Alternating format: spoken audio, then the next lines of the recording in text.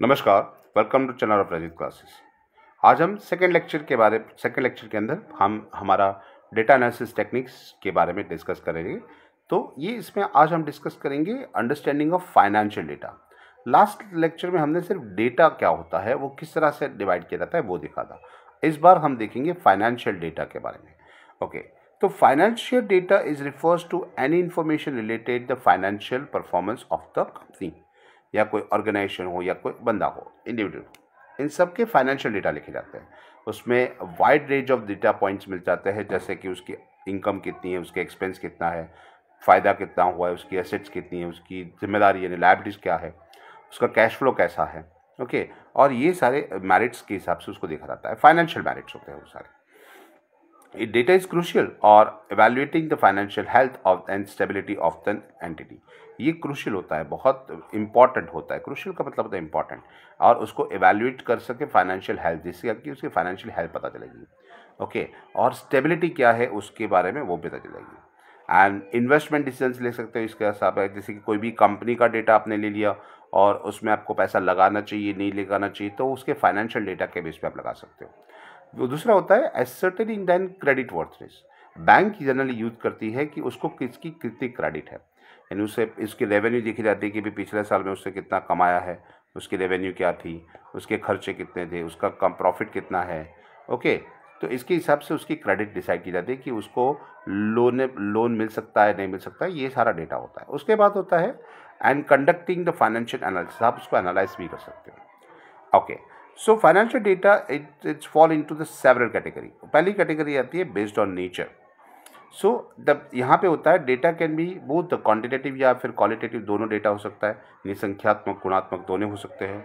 जो qualitative financial data है might include the descriptions of the companies culture and management style, यानी company किस तरह से चलती है, उसकी कल्चरल फायदे क्या है, किस तरह से वो कल्चर कराते हैं, यानी अपने मैनेजमेंट अपने उसके क्या कह सकते हैं, उसके कर्मचारियों के साथ, उसके सर्वेंट के साथ किस तरह से बिहेव करता है।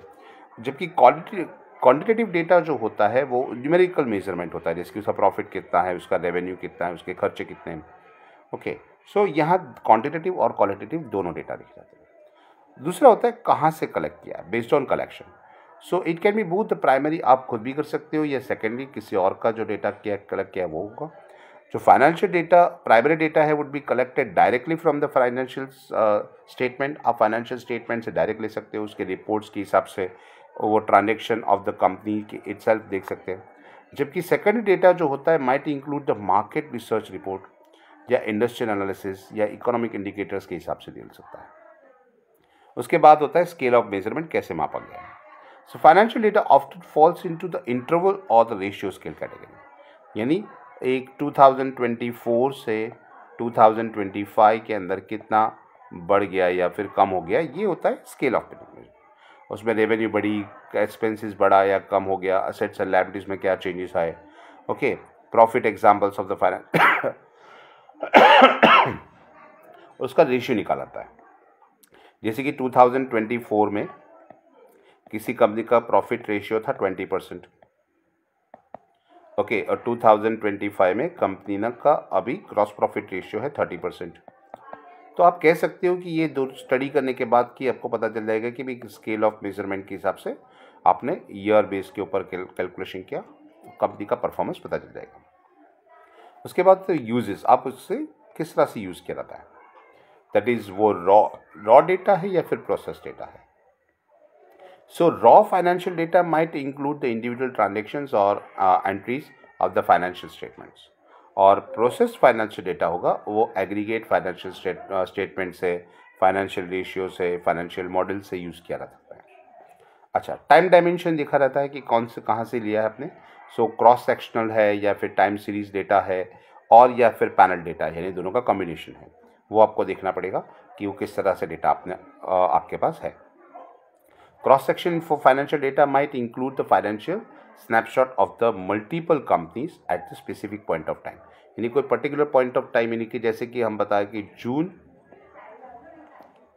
2025, तो इसमें जून 25 के अंदर आप अलग अलग कंपनीज के डेटा देख सकते हो। ओके, यानी कि भी उस टाइम पे एक्स कंपनी ने कितना प्रॉफिट किया या वाई कंपनी ने कितना प्रॉफिट किया, तो पर्टिकुलर जून एक फेज के अंदर पॉइंट ऑफ टाइम में आप कर सकते हो।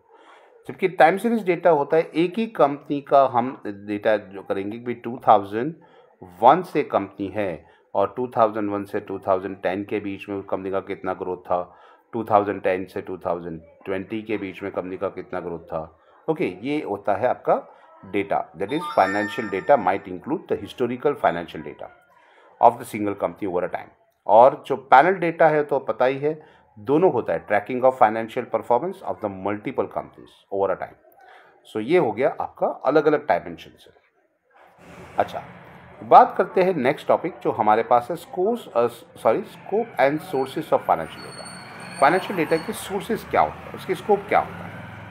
Okay, the scope of financial data is crucial, वो इंपॉर्टेंट है and making the information information the investment decision, आपको कहाँ कितना इन्वेस्टमेंट करना है। आप रिस्क मैनेजमेंट कर सकते हो या understanding the broader economic landscape पता चल जाएगा। ओके, एक्यूरेट आपको इन्फॉर्मेशन और timely financial data individual analysis के लिए, पॉलिसी मेकर के लिए बहुत ज़रूरी है। Regulators to be navigate negatives of the dynamic world, यानी आप उसको रेगुलेट कर सकते हो, उसको नेविगेट कर सकते हो कि किस कंपनी को किस तरह ले जानी है, कौन से डायरेक्शन में ले जाना है, वो आप सारे यहाँ पे फाइनेंशियल डेटा स्टडी कर सकते हो। So financial data is an encompass the broad range of information, बहुत सारी इंफॉर्मेशन होती है और essential for the understanding analysis the financial performance, जिससे आपका बिजनेस परफॉर्मेंस यानी फाइनेंशियल परफॉर्मेंस आपको पता चलेगा। Economic conditions of the individual, उसकी बिजनेस की या फिर गवर्नमेंट की पता चल जाती है। अच्छा, पहले होता है companies reports and filings. Indian companies are the required to publish their financial reports such as the annual report. Indian company के अंदर एज पर रूल्स है कि वो अपने रिपोर्ट्स यानी हर साल कंपनी ने कितना प्रॉफिट किया है, वो प्रॉफिट वो पब्लिक में डिस्क्लोज करती है। ओके, उसके क्वार्टरली, अभी कंप्यूटराइज अकाउंटिंग हो गया है तो क्वार्टर रिपोर्ट्स भी बन जाते हैं, तो वो भी देते हैं एवरी क्वार्टर को। And the disclosure of the mandatory bye security and exchange board of India, ये सेबी ने बनाया गया है रूल कि आपको हर साल अपने अकाउंट्स, अपने डिटेल्स, अपना प्रॉफिट इंफॉर्मेशन या स्टेटमेंट्स आपको दिखाने पड़ेंगे।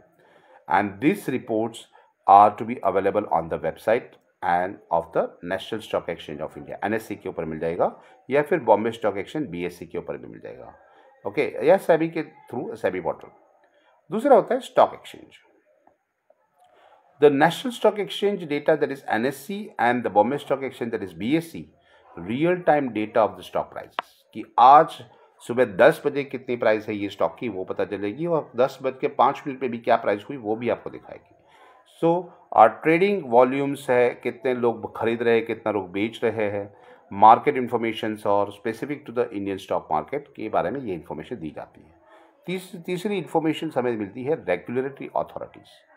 ओके, जो कि जैसे बताया कि security and exchange board of India, SEBI, एक रेगुलेटरी अथॉरिटी है जो कि overseeing the security market in India. Okay, SEBI's website offers access regulatory findings, यानी कंपनी की जो उसके ऊपर रेगुलेशंस, उसके फाइंडिंग्स क्या है, सर्कुलर्स क्या थे, गाइडलाइन इश्यूड बाय अथॉरिटीज़ क्या थी, उसकी वैल्यूएबल फाइनेंशियल इंफॉर्मेशन उसके ऊपर मिल जाती है। और ये इन्फॉर्मेशन और मिल जाती है गवर्नमेंट एजेंसी भी देती है। ओके, जैसे reserve bank of India, okay, ये होता है, RBI है, ministry of finance and central statistical office CSO है। ओके, ये economic and financial data through the respective websites वो आप पब्लिश करते हैं। ओके, और RBI भी पब्लिश करती है the report in the monetary policy, यानी गवर्नमेंट की जो पॉलिसी होती है उसके पास है। बैंकिंग स्टैटिस्टिक्स होते हैं या इकोनॉमिक इंडिकेटर्स भी यहाँ पे लगाए जाते हैं। उसके बाद होता है फाइनेंशियल डेटाबेस एंड प्लेटफॉर्म्स। ये इन्फॉर्मेशन आपको और कहाँ से मिलेगी, तो financial database and the platforms होते हैं अलग अलग, जैसे कि यहाँ पे बता रखा है, जैसे कि CMIE। ओके, ये एक इंस्टीट्यूट है CMIE। Okay, central and monitoring the Indian economy. Okay, ये डेटाबेस आपको बताएगी, कैपिटलाइन डेटाबेस बताएगी, and powerless IQ by the central monitory Indian economy that is CIME, ये भी आपको बता सकती है, which provide then comprehensive data, आपको इंडियन कंपनी के बारे में मिल जाएगा। उसके बाद होता है credit rating analysis that is CARE, can.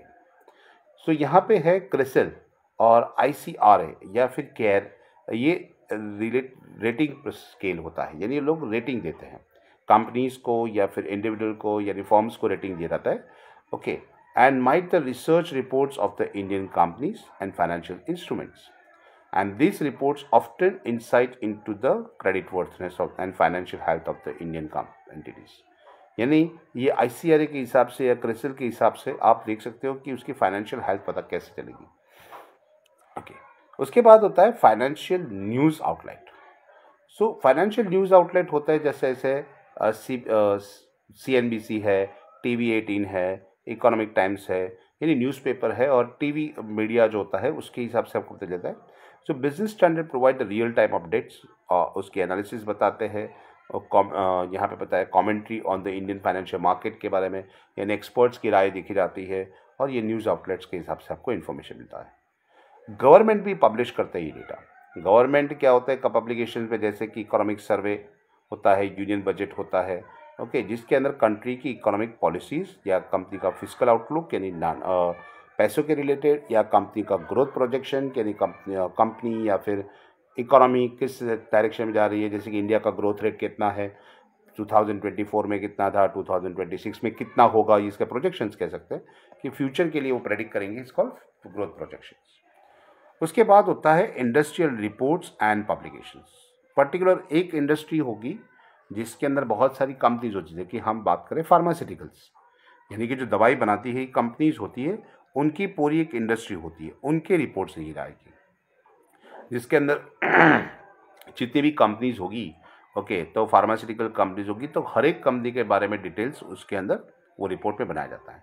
तो स्पेसिफिक पब्लिकेशंस होते हैं जो कि research of the forms in India, जैसे कि क्रिसिल है, ओके, यहाँ पे लिखा हुआ है the research and Indian brand equity foundation, that is IBF है, ओके, ये रिपोर्ट्स बनाते हैं और एनालिसिस करते हैं उसका, और इंडियन इकोनॉमी के include the financial services, okay, IT manufacturing companies है, एग्रीकल्चर का, तो इन सब के लिए वो बनाते हैं और उसका डेटा एनालिसिस करता है. उसके सिवा फाइनेंशियल इंस्टीट्यूशंस भी है कि जो डेटा प्रोवाइड करती है. तो financial data institution such as banks होती है, इंश्योरेंस कंपनीज होती है, म्यूचुअल फंड कंपनीज होती है, वो अपने फाइनेंशियल रिपोर्ट्स बना के बेचती है, अपने रिसर्च पेपर या फिर मार्केट एनालिसिस के बारे में बताती है, जो मार्केट में यानी मार्केट इनसाइट्स यानी कंपनी की अंदर की इंफॉर्मेशन होती है, उसके डेटा एनालिसिस करके उसका परफॉर्मेंस दिखा सकते हैं, कंपनी किस ओर जा रही है, ओके, और कौन सा सेक्टर आगे बढ़ रहा है, फाइनेंशियल सेक्टर, जो विद इन ट्रेंड्स बता सकता है. तो ये होता है अलग अलग तरीके का फाइनेंशियल डेटा जो कि हमने यहाँ पे डिस्कस किया. टॉपिक जो हमारे पास था वो कुछ स्कोप एंड सोर्सेज थे कि यहाँ से आपको ये फाइनेंशियल डेटा मिलते हैं.